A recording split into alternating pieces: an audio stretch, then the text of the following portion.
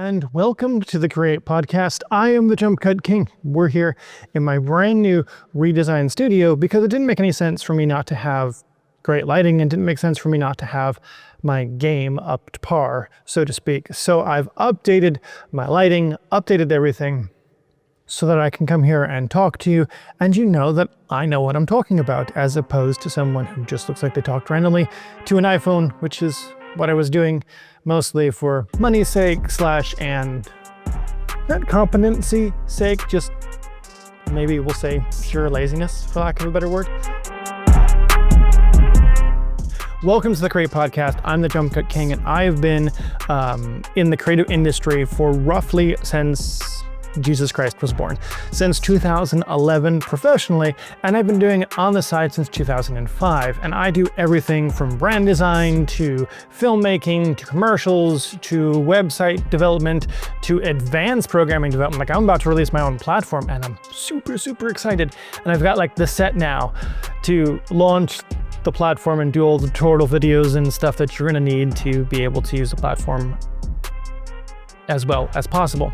And I want you to know that this entire set here did cost a little bit. I think that guy wasn't the most expensive. I think the big panel light that I'm using, the bounce light, it was the most expensive, but almost everything else here came from Amazon. That came from IKEA. That's hand-blown glass. Ooh. I also shifted the color temperature of the light bulb. Any event, I'm here to introduce you to some creative concepts. We talked about AI a lot. We talked about all these things. I almost want to call this like season 2, but it's not quite season 2. And we're going to talk a little bit more about production stuff. And when we get into the launch of the platform, we're going to talk more about how you can use websites and the various tools and techniques you can use to grow your brand and grow your business. But you can also get the full experience on YouTube. In fact, I recommend that if you're on Spotify and on Apple Podcasts, in case Spotify decides to, you know what, one day just turn me off, you can hop over to YouTube anytime. And eventually you're going to hop over to JumpCutKing.com. When the platform's launch, we'll also launch a whole podcast system so that you can get all the latest information and all of it like directly to you, and you can go through categories and things that make sense. I've had a lot of cool and interesting stories. Technology has changed so much where what used to take a team can now take one person setting up all the lights, setting up the audio, just editing and doing everything, and I'm recording in logs, so I'm gonna go process it through color correction and all of those kinds of things. And I need you to stay subscribed, because next week, we're going to talk about the difference between HDR and SDR. In fact, I'm going to record it right after this podcast to share with you some differences between high definition and standard definition that you may or may not know. And the most important part is we're going to put an end to some of those assumptions that people like me made about HDR and SDR, and we're going to share some cool tips. I'm not going to show you how to color grade HDR and SDR quite yet, because I'm still mastering it myself. And B, that's going to take some creative recording and some creative stuff so that I can show you how to do it in HDR, and you can see HDR footage being polished and all that kind of stuff. Of course, you'll only see that on YouTube. Spotify, I did believe, does support a version of HDR, so that's good. And if you're listening to this, the HDR SDR episode is going to be okay for you to listen to. And when I get more into color correction, color grading later on this month or next month, then you're going to want to tune into the YouTube version. Of course, always subscribe to me, JumpCutKing, on Instagram, TikTok, X, LinkedIn, if you like. You can pretty much follow me anywhere. And if you've been noticing, I am a lot less skinny and a lot less chubby at the same time. I'm more muscular, and I've been on a fitness journey since August of last year. One of my friends encouraged me to continue going. I was on and off the gym for years and years, and now I started to do that. So I have a fit page. Feel free to go to JumpCutKing. I think it's called if you go to my Instagram, JumpCutKing, you can click on it, and I think it's called the Swole Ginger. So you can follow me, subscribe, and you can see my journey from being nothing to hopefully accomplishing that AI photo implies. So like I said, I've been doing this since 2011, and technology has changed drastically. The amount of engineering that you had to go through to just put on a television show is just astronomical. You still do in some respects, but technology is now more available and easy for you to access than ever before. In fact, streams used to be extremely complicated. You'd either have to have a fiber line connected directly to, say, Viacom or one of its partners, or you'd have to do satellite and air it to a bird somewhere, and you'd have to do a bunch of kind of extra steps that even internet streaming would take. Like before, it used to be WMV, then it's FLV, and then you'd have to have flash servers and now RTMP servers, and now you can just stream directly to Twitch and YouTube without ever having to know what RTMP or RTMPS is. And in most cases, it's all done for you through OBS, and nobody really knows or cares about kilobits per second, except this guy.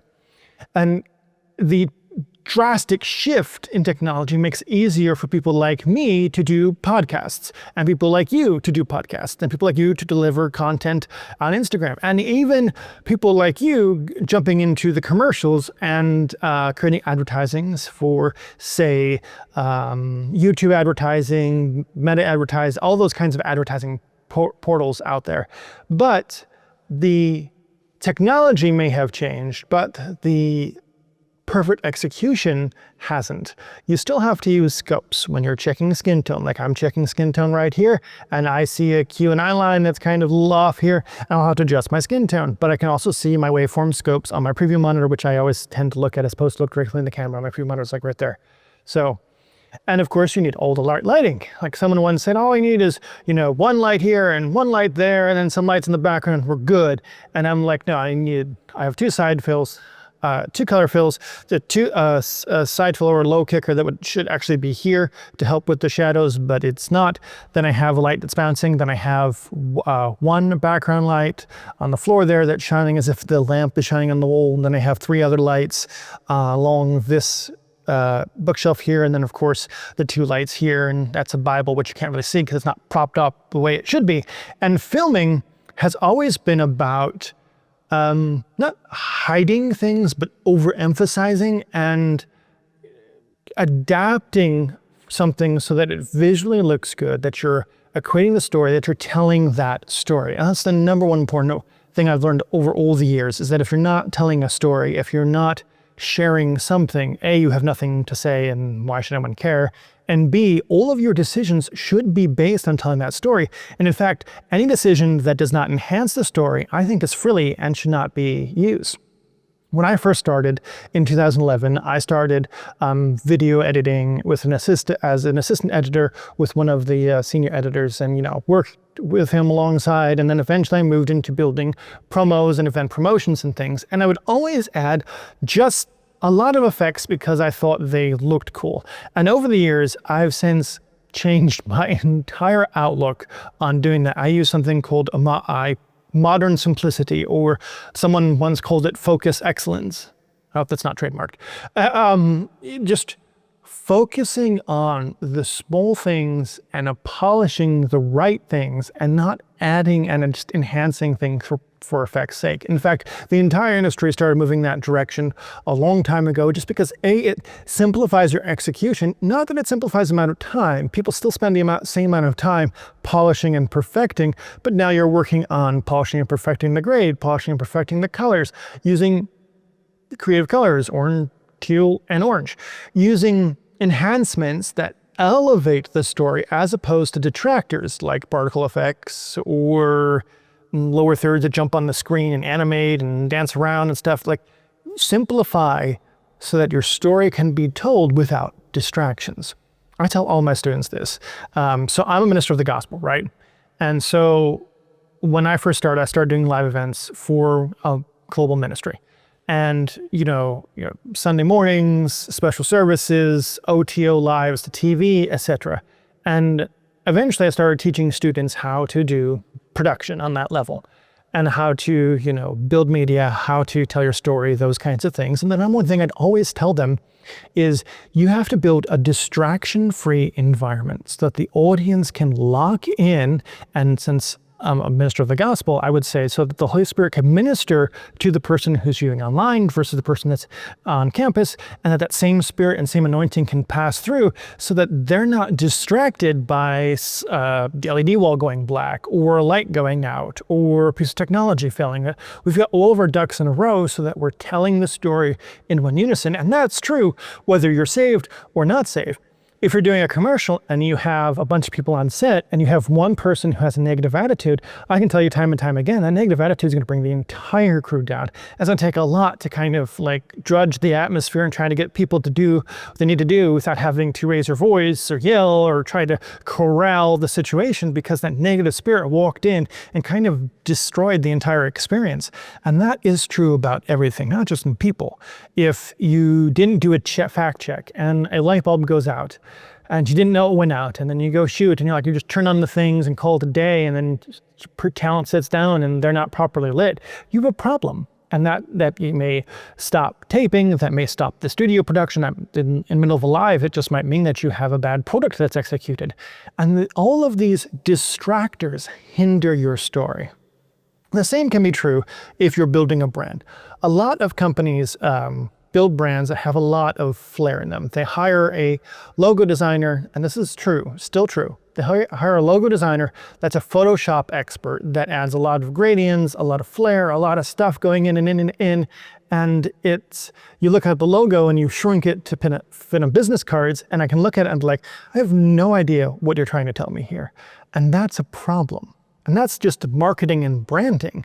And that goes across your entire corporate message. There are websites right now that are littered with walls of text that no one may ever read. And even if they need those walls of text, there's no breakup with images. There's no breakup with quotes. There's no creative way to be able to read the story and read the information and be able to connect with that emotion, because it just looks A, you're overwhelmed with text, or B, it looks like it was still built in the 90s. I can't tell you how many websites still look like they're built in the 90s.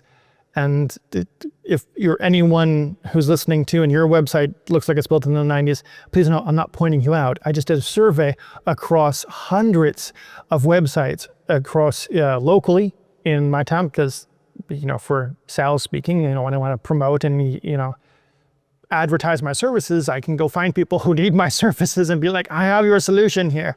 And I've experienced a lot of people not only either hate their current marketing, hate their current brand because it's distractions and they don't know it's distractions, and they still get caught up in when they do an upgrade or when they do a revamp or something, they still get caught up in that concept of it needs more, it needs more, it needs more. And I'm always fighting to get less, let's streamline the story, streamline the amount of colors, streamline it so that it prints and scales and looks great small and looks great large and works good on your website and is all of the new industry standards, so that it's easier for you to use as a, say that they have artists and creative professionals that work in the corporation, great, easier for you to use. If not, it's easier for your customers to know and acknowledge, okay, that's who you are, as opposed to have this overcomplicated experience that, to be honest, will distract not just from communicating your message, but from that repeat sale. So they come in the door, they need, I don't know, we'll say someone comes in the door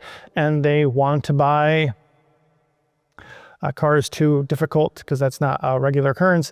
So your store sells nothing but handbags and everything, all the good labels and everything on all the handbags, and they go in and it's cluttered and they can't connect with you and it's hard to find things, and it seems overwhelming and overcomplicated. Okay, they found a bag, they bought a bag, but they left with a bad impression. And that's because they were distracted by clutter, they were distracted by employees, they were distracted by how long it took the payment process to happen.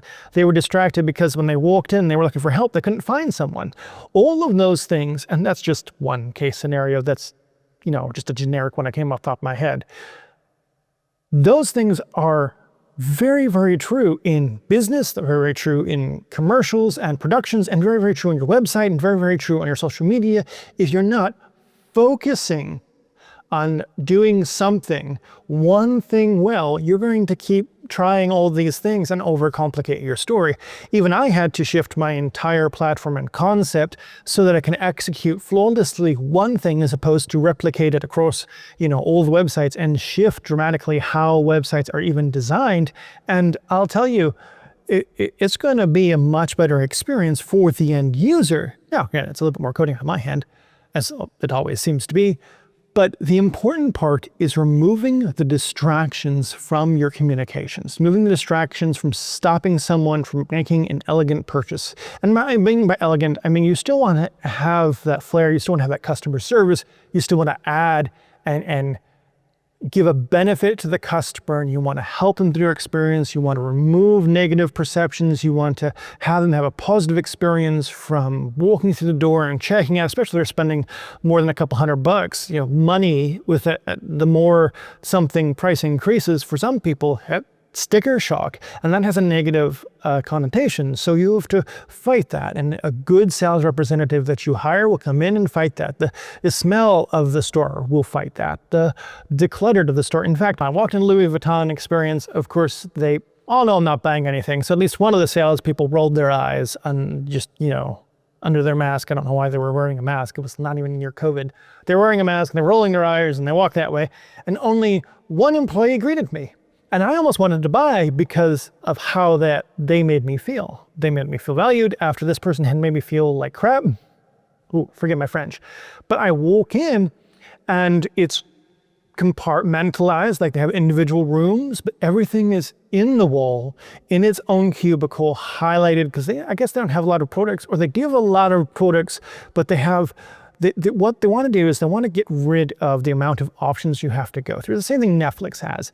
So Netflix has a problem where if you want to scroll through and find the movie that you want, there are too many options. And also, there are too many bad options, to be honest.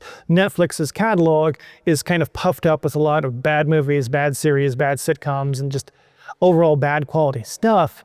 Also, they're good quality, but it seems to take a lot of time to find out what the good quality is and what will actually resonate with someone such as, say, myself, who's trying to figure out, okay, will this work for me? Will this play back? And there's so many options that eventually I'll get option fatigue and just choose something I already have watched 1,000 times over just because I'm comfortable with it and I'm done with my fatigue. And it's the same thing when you walk into a store and it's cluttered.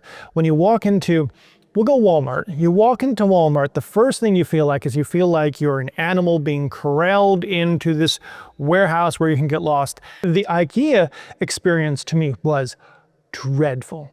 And I mean utterly dreadful. I walked in, and as a consumer, I walked in through the little spiral doors, walked in, okay, I'm gonna go find a lamp or an accent piece, found this lamp, and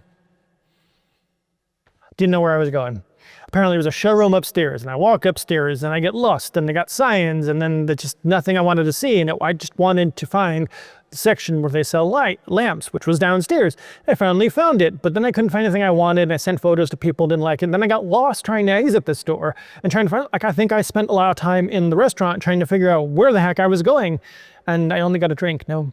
Walked in, walked out, and I felt like 3.5 hours wasted. In fact, I walked in when there was daylight and I walked out when it was dark and snowy, and they were like, oh, they're just Swedish and they just do things differently. I'm like, no, it's a terrible experience for me. I didn't know what I was doing, didn't know where I was going, just wanted to find one thing. What? Now, of course, I'm not a traditional customer going to IKEA to buy stuff for their house. I was looking for something for a set. Probably not the best place to go to, but I had went to all the other stores and like, we have nothing like that. And, you know, literally they talked themselves out of a sale when I'm like, well, that might actually work, but because they talked me out of a sale, I'm walking out.